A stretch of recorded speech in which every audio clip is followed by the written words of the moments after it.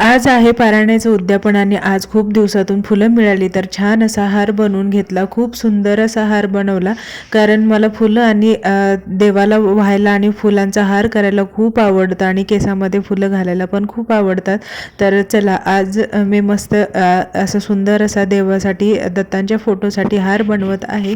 तर तो बनवून घेते कारण मला आज बरीच कामं होते। आज माझा पारायणाचा शेवटचा दिवस होता आणि उद्यापन पण करायचं होतं। तसेच उद्या दसरा येणार होता, म्हणजे थोडासा लेटच व्हिडिओ अपलोड करते। दसऱ्याच्या आदल्या दिवशीचा हा व्हिडिओ आहे। तर दसरा येणार होता त्याची तयारी करते। बरीच कामं पेंडिंग होती ती पण करायची आहेत। तर आज म्हणजे रोजच मी स्वामींना मुजरा करते पारायण झाल्यानंतर। तर चला म्हणलं आज तुमच्यासोबत पण शेअर करावं।